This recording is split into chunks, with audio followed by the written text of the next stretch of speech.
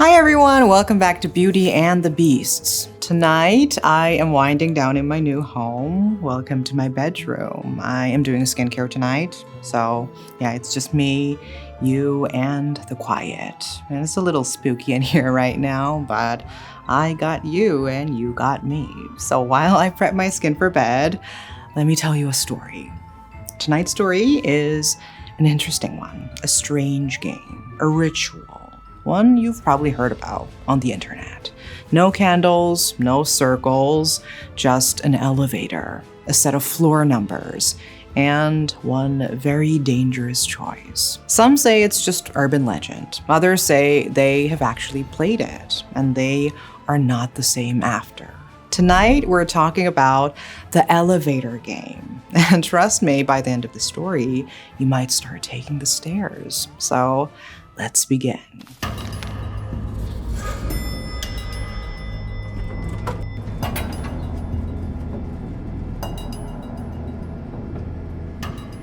I recently moved to Malaysia, and I'm planning to travel a lot more around Asia or other parts of the world. But no matter where I go, one thing never changes. I only use Korean skincare, like nothing else, ever. Living in Malaysia, it's honestly not that easy to find all the Korean products I love, but with YesStyle, I don't have to worry. I order everything through them: masks, hair care, serums, you name it.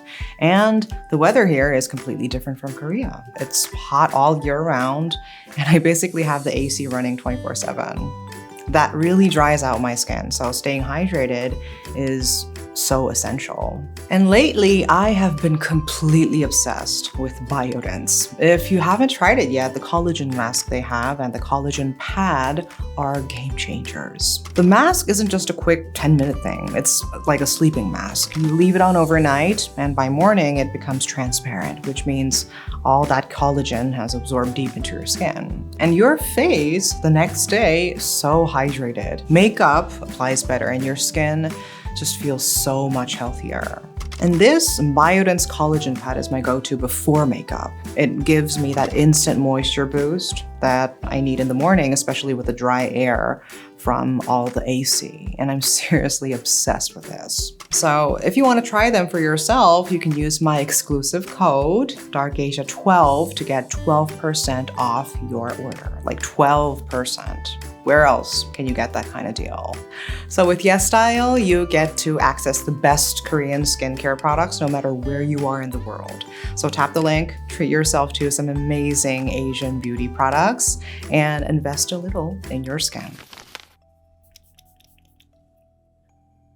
Do you believe in the other world? Like not the afterlife, not some vague spiritual space, but a place that runs parallel to our own. A hidden layer, unseen by most, waiting, just an elevator ride away. Which sounds ridiculous, right? But this elevator game, it is not just an internet myth anymore. It's a ritual, a kind of dare, a one-way ticket to something people swear is real. And this ritual doesn't ask for candles or blood, just a tall building and your curiosity. No one really knows where this thing began. Some say it's Japan, others say it's from Korea, but the first known post was in 2008 on 2chan. Since then, it spread like a virus. And after the Elisa Lam case at the Cecil Hotel, where CCTV showed her acting strangely in an elevator, like pressing multiple buttons, hiding, talking to someone unseen, this legend exploded. And people began to wonder, was she playing the game? And here is how the game supposedly works. You need to be alone. No friends, no bystanders. One mistake and the ritual fails, or worse. Midnight is best. Find a building with at least 10 floors. Go to the first floor, press the button, and make sure you're alone when the door opens. Once inside, you must press the floors in a very precise sequence. 4, 6, 2, 10, and 5. And here's where it gets creepy. When you reach the 5th floor, a woman may enter. Don't talk to her. Don't look at her because she is not human. She might look like someone you know. She might even speak to you. or cry, laugh, but no matter what, do not engage. And then you press 1. If the elevator descends, you're safe. The game has failed. But if the elevator starts ascending again, you're going to the 10th floor. Not the 10th floor of the building, but of somewhere else. The people who have claimed to reach this other world describe it as eerily similar to our own, but wrong. The lights are dim, there are no people, no sounds, except for a low hum, like electricity in the walls. And outside the windows, some say it's pitch black. Others say it's a blood-red sky with shadows watching from faraway buildings. Some say you feel this kind of pressure, like the place itself knows you're not supposed to be there. And if you step out of the elevator, the woman might ask, "Where are you going?" And again, don't answer. Don't even acknowledge her. Now, if you want to come back, well, that is a whole other nightmare. To return, you must get back to the same elevator, repeat the exact button sequence in reverse. But even then, it's not guaranteed. Some say the elevator will play tricks on you, like take you to floors that don't even exist, show you reflections that don't match your movements, or worse, refuse to open the doors at all. And some people, they never make it back. And here's the creepy part. People have actually experienced this. One Reddit user described something that still makes readers shiver. So he first read about this elevator game on Reddit, and some guy claimed he had made it to another world, and whether it was true or not didn't matter to him. What mattered was how real this actually felt. Curiosity turned into obsession, so he watched videos of others trying the ritual, most with no results. But one night, bored and alone in his 14-story apartment building, he decided to try it for himself. So he entered the elevator at 3 p.m. He just didn't have the courage to do it at night, so yeah, broad daylight. Following the instructions exactly. 4th floor, then 2, then 6. And everything was normal until he reached the 5th floor. He was about to press the button when he heard something. A woman laughing. Soft, distant, but unmistakably wrong. The doors opened, and standing there was a woman. And not just any woman, a famous Hollywood actress he'd had a crush on since he was a teenager. She looked just as she did in the 1950s, polished, graceful, smiling. She stepped in, eyes never leaving his. And for a moment, he forgot about the game until he glanced at the mirror behind her.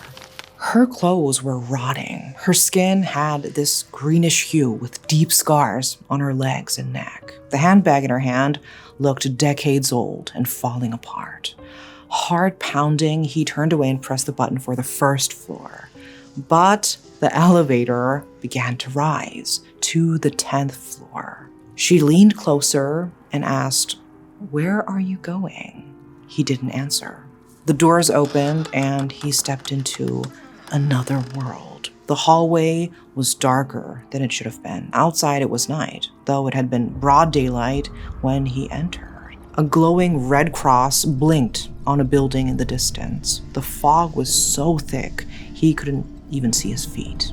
There were no people, no lights, just stillness. He turned to leave, but the woman giggled behind him. Panicking, he ran for the stairs, hoping to reach another floor to escape. And he felt this thing behind him. Something was following. And at the 11th floor, he tripped, hit his head, and everything went black.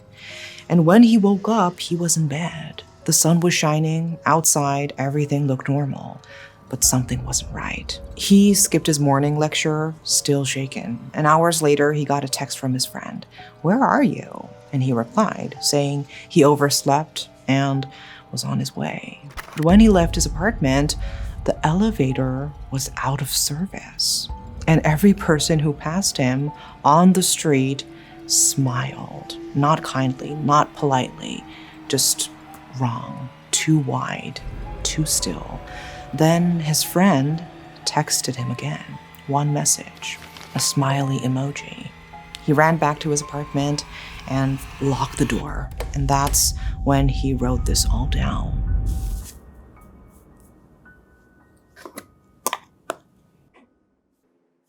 And another story came from a skeptic. He never believed in ghosts. Urban legends were just that, stories. But that changed one Saturday evening when curiosity pushed him into trying something unusual, something he had only scoffed at, the elevator ritual. So he lived on the 11th floor of a high-rise, the same elevator he used every day, humming with routine predictability. He knew the warnings, never use your own building, but he dismissed them. Skepticism was his armor. So he rode down to the first floor, heart calm, mind steady. He began the sequence. 4, 2, 6, 2, 10, 5, 1. Each button press felt hollow, mechanical, and when nothing happened, no ghostly woman, no sudden detour to the 10th floor, he laughed it off. He felt invincible, the skeptic had survived the game. But that night, something shifted. Sleep wouldn't come. The air in his room was too heavy. He tossed and turned, eyes wide until sunrise. And on Sunday, he chalked it up to nerves. He got his chores done, went out for groceries, and noticed something odd. The elevator was out of order. He froze. Why suddenly? He used the elevator before, and he hadn't told anyone about this ritual. But anyways, he shrugged it off. He took the stairs, and the day passed uneventfully until 10 p.m. A shrill cry tore through the hallway outside his apartment. He was alone. The only neighbors on his floor were away on vacation. He opened the door and saw something weird, like footprints, wet, smudged, maroon, like someone had walked barefoot through muddy water with blood in it. His curiosity got the better of him. He followed the prints. They led to the elevator, which was no longer broken. The doors opened before he could press anything. Against every instinct, screaming at him to run, he stepped inside. He wanted to ask security what happened. So he pressed G. The elevator began to descend until it stopped on the 5th floor. The doors opened slowly, too slowly, and there she was, a woman in a shredded black evening gown, long, tangled black hair. This woman stepped in without a word. He couldn't move. He couldn't breathe. Her feet were the source of the footprints, skin torn and dangling, each step leaving decay behind. Then came the smell, like rotten meat sealed in a coffin for weeks. She smiled, wide, crooked, evil. Panic surged through him. He pressed the button for the 1st floor, but the elevator rose. 6, 7, 8, 9, 10. As the doors opened, something primal took over. He ran. The hallway was darker, stretched. The windows showed a sky no one should ever see. Blood red, choked in mist. And there it was, the burning cross he thought was only a myth. But it wasn't just a shape in the sky. It was made of body parts. He couldn't look away. He was trapped in its gaze like prey caught in a predator's eye. He forced himself to turn, to summon the elevator, and somehow it answered. He performed the sequence in reverse. No voices, no shadows, no interruptions. He reached the 1st floor, ran up the stairs to his apartment, and collapsed onto his bed. And then he was back. The red mist, the endless hallway, but this time she was chasing him. The nightmare followed him every time he closed his eyes. The final time she appeared before him, face rotted, jaw trembling with glee, she reached out and her finger pierced his abdomen. He couldn't scream, couldn't move, only wake, gasping, drenched in sweat, and in real pain. The pain was real. He rushed to the ER, internal bleeding, and the doctor didn't know why. Lying in the hospital bed, he searched for cleansing rituals. Desperation turned into prayer. His first prayer in 25 years. He dragged himself to the hospital chapel, begged to survive just one more night. He fell asleep there, and for the first time, nothing came. He woke up to the sound of the janitor sweeping the floor. The sun was out, his body was sore, but whole. He checked out, bought sage, cleansed his apartment from wall to wall, and since then, the nightmares have stopped. But every day when he leaves his apartment and passes that elevator, he feels something. A weight, a presence, something watching just behind the mirror doors. And there is another story related to this infamous game. And this one comes with the CCTV footage, so yeah, brace yourself.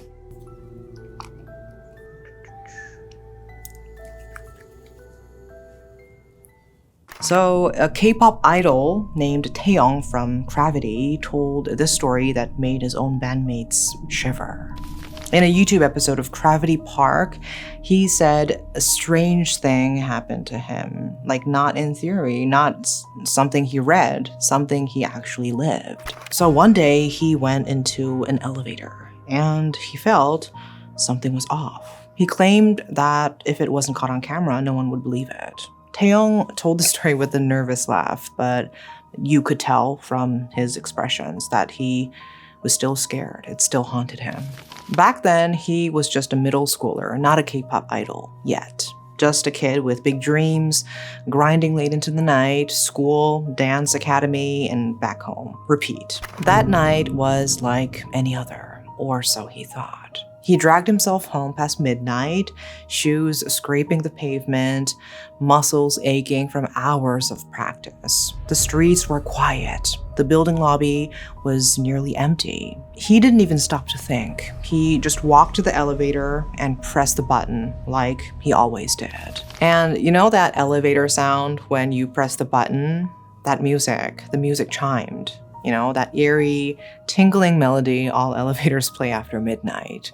He had heard it before. Everyone in the building had. But this time, it sounded wrong. Slower, off-key, like a music box winding down or maybe winding up for something else. He hesitated for half a second, but brushed it off, probably just his tired mind playing tricks. He stepped in, hit the floor, the door closed. Then he waited and waited. It should have taken 10 seconds tops, but the elevator felt like it was floating, like drifting. He looked up at the floor display, 14, 15, 16. His stomach dropped. What? The elevator was climbing way past his floor. He looked at the panel, the 4 button off. Only the 25th was glowing. He never pressed it. He swore he never did. A chill crawled down his spine. He jabbed at the cancel button, then firmly pressed 4 again. This time he made sure. The light blinked on. But just as he let out that small sigh of relief, thinking he'd finally stopped the elevator from going any higher, a breeze swept across the back of his neck, like icy, unnatural breeze, like someone had just exhaled behind him. So he froze. There was no one there. He knew he was alone. Still, he felt this strange feeling like something unseen brushing past his skin. So he thought, it's just my imagination. But the LED display proved him wrong. 18, 19, 20. The numbers kept climbing, not stopping, not slowing. Something was wrong. His hands, now slick with sweat, shot toward the panel. He mashed the cancel button, tried to press 4 again. But before his fingers could reach it, ding, the doors slide open. It was the 25th floor. And outside, nothing, no one. No person, no light, just a dark, lifeless corridor. The kind that swallows sound, where even your own breath feels too loud. The air that rushed in was colder than anything he'd felt all night, thick with silence, the kind of silence that feels alive. He didn't wait. He slammed the 4 button again, over and over, and the doors began to close. The elevator started to descend, but he couldn't move. His legs buckled. He slumped to the floor, heart pounding so hard he could hear it echo in the small metal box. He stared at the seam between the doors until they opened again, this time on the real 4th floor. He stumbled out, and he didn't sleep that night. But it didn't end there. The next day, still shaken, he went to the building security office. He had to know, had to prove to himself that what happened wasn't some nightmare he conjured up after too much practice. So he asked to see the CCTV footage, and what he saw chilled him more than anything the night before. There was no one else near the elevator, not in the lobby, not in the hallways. But as the footage played, he saw something impossible. When he first entered the elevator, he clearly pressed 4. But moments later, the footage showed the 25 button lighting up on its own. Like no hand, no motion, just a sudden, quiet blink. He asked the guard if anyone else had reported problems. Anything, like flickering lights, jammed buttons, weird noises. And the guard shook his head. No, elevator's fine. No complaints. And even stranger, no other footage showed that button lighting up again. Only during Taeyong's ride. So when he shared the story later with fans and friends, everyone had their own theories. Some thought maybe it was a glitch. Some joked he was just overtired. But others weren't laughing. Some said it wasn't Taeyong who played the elevator game. It was the spirit that chose him. That maybe something from this other world invited him in. So if you were Taeyong, what would you have done? Would you have stepped out on the 25th floor? Would you have looked down that pitch black hallway? Or would you still take elevators alone after midnight? Because sometimes the game doesn't wait for you to start it. Sometimes it plays itself. Okay, that is the end of today's story, and hope you liked it. But before you brush it off as just a story, think about this. Elevators are everywhere. In your office, your apartment, your school, you ride them without thinking. You press the buttons without looking. But maybe someone or something is waiting for the right sequence. So next time you're alone in an elevator and the lights flicker or stops on the wrong floor, or someone walks in who doesn't feel like human, whatever you do, don't look at her. Thanks for watching. If you enjoyed the story, let me know in the comments. And stay safe out there. And whatever you do at night, please take the stairs. Bye, guys.